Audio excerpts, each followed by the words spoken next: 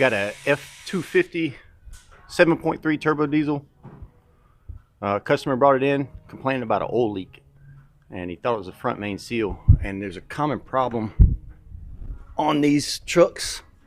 I'm going to show you here, and it's not the front seal, it's the oil cooler. Oil cooler is on the driver's side of the engine. I'm going to flip you around here in a second so you can see it and see what kind of mess it's going to make and how it can be a little deceiving. All right, bear with me. There we go. All right, that's the oil cooler. Now you got antifreeze and oil that runs in through that, and what happens is the O-ring seals and the tube from the back to the front start leaking. You got to pull this whole assembly off, oil filter housing, and rebuild it. And that's what we're going to do. So we'll just go through it and see what we got. All right, you start by taking the 10mm bolts out. You got one down here, right down there. You got one there, and one on the other side of the filter, just above the filter. Just above the filter there. So you got to take those three out. I also took the drain plug out here so we can go ahead and drain some of the oil out of the cooler and kind of get that out of the way. Also, when you do this, you're going to have to change the oil and oil filter because you may get some coolant out of the oil cooler mixed in with the oil. So prepare to change the oil when you do this. All right, here's the front part of the cooler. Let me see if I can get in here. There we go. Ignore Brandon behind me talking about his nether regions that are itching. Here's the 10mm bolts you got up front. There's 2 or 3. I'm pretty sure it's just the 3, but these are kind of a pain to get to. So you got those 2 there, and I'm pretty sure there's one on the back side. I'll bust open the gasket set and double check here in just a second. All right, so I'm gonna snatch this thing apart and show you what it looks like on the table. All right, you got those bolts here in the back that I just showed you, plus there's 3 more up front, 2 or 3 more up front. I'll show you, it'll be easier to show you when it's on the table. So let me get this thing off and I'll be right back. All right, so here's the gaskets. This one here is for the front. All right, you notice you got 2 holes, 2 bolts, and I just showed those to you. And here's for the back with the 3 that I showed you earlier. And we'll go ahead and get it off the truck. All right, so if you see way down in there, that 10mm bolt, now it's easier to get to that if you go through the driver's side front wheel well. So that one is way back there. Let me see if I can adjust the light on it. That one right back there, right in the middle of the screen. Now that's the top 10mm bolt for the front flange of the oil cooler. So easy way is to peel back the inner fender well, and you got a straight shot at it. Just get you some extensions and a 10mm socket. All right, let me get at it. All right, so I got my extensions down in there, and as soon as you crack that bolt loose, it's going to start draining out a lot of coolant and oil mixture. So make sure you have some drip pans or something down there if you want to catch it. All right, see how we got to that 10mm bolt right there? Just a really long, you know, erector set of extensions and a 10mm. I wanted to get a shot of this so you understand why you need to change your oil and filter whenever you get this thing done. See, we got oil and coolant coming out the same flange here. If it's mixing here, it's gonna be mixing down in that oil pan. So make sure you drain your oil, change your filter whenever you're doing this process. All right, so we got it all cleaned up. It looks completely different than it did before as far as all the gunk and grime off of it. You got to get this thing clean because you got water and oil passages sitting here beside each other, and within this cooler it has pressure and feed situations for your filter, and if you don't get it all out of here, then you could feed some junk in your engine. So get that all clean. These here just have O-rings. These O-rings here are just inside here, and everything presses together. So just take your rubber mallet and get to beating. Now I gotta put this camera down. Well, we missed that. Did you?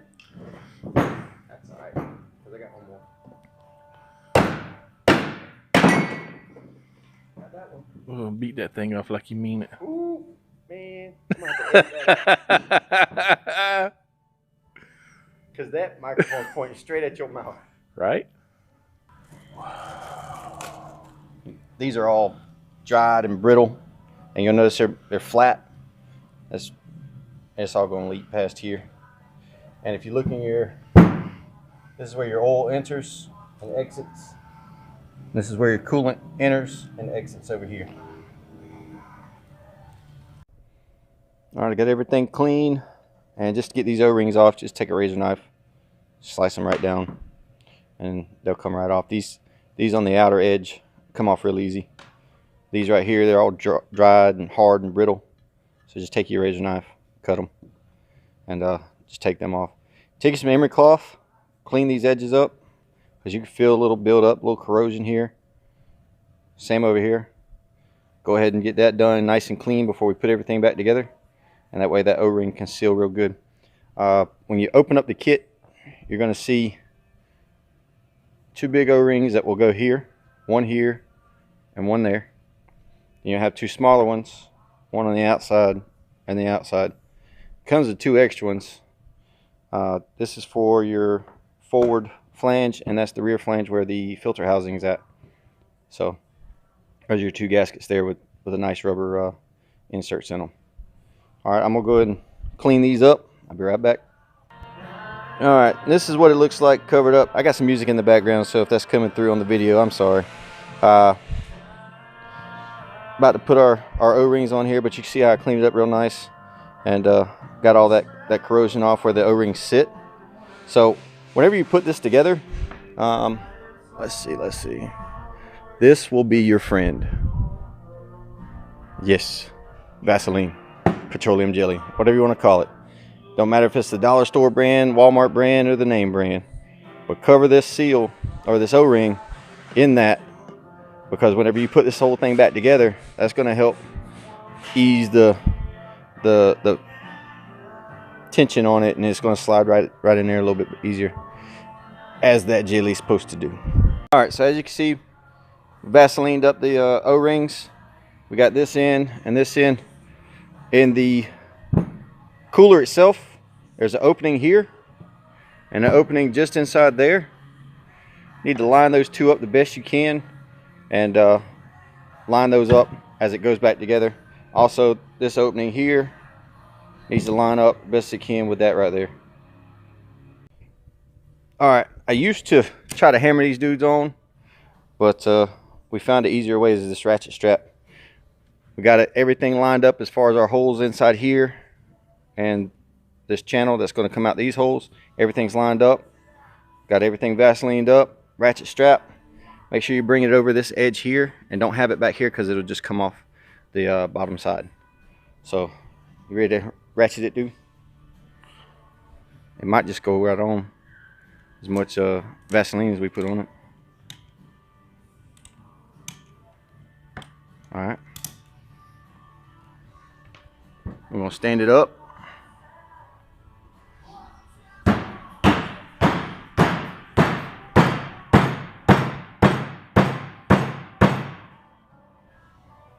Yep.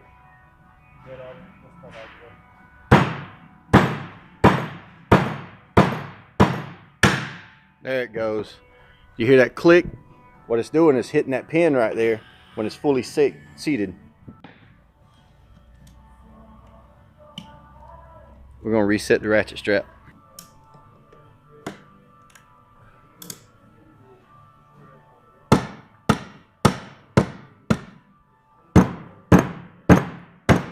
There it goes.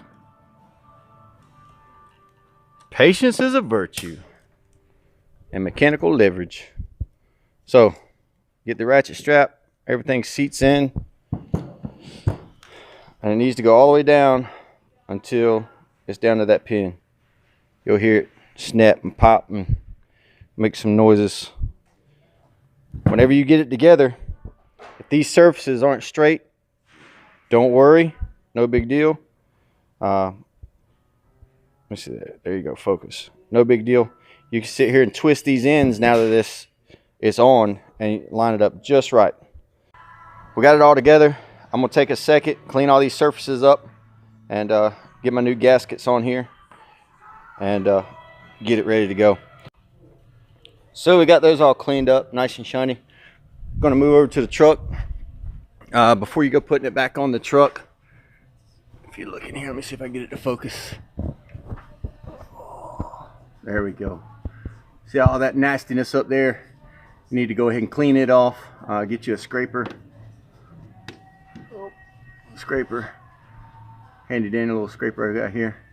And just go ahead and clean this surface off up here. And get it ready for the assembly to get put back in. Alright, we got the super yellow weather strip adhesive and gasket adhesive. We're going to use this along all these edges to hold our gaskets in place during assembly. I got it up in there. Sorry, I'm doing this by myself, so. But you get one bolt started on either side, and with that weather strip adhesive in there, it kind of holds the seal in place, the gasket in place. And on the back, I got this one bolt started. But make sure you get them all started first before you tighten it down. And I got the two on the forward flange that's got to get started as well. Once all of them are started, then you run these three in the back down, you can run the two in the front down. Don't forget to put your oil plug back in. Then you can attach, where's that? Your sensor wire to here, or heater wire. All right, there you have it. Everything's tightened down, ready to rock and roll. I get the oil filter on, change the oil, and top off the coolant, and we're done. All right, so we're about to take the,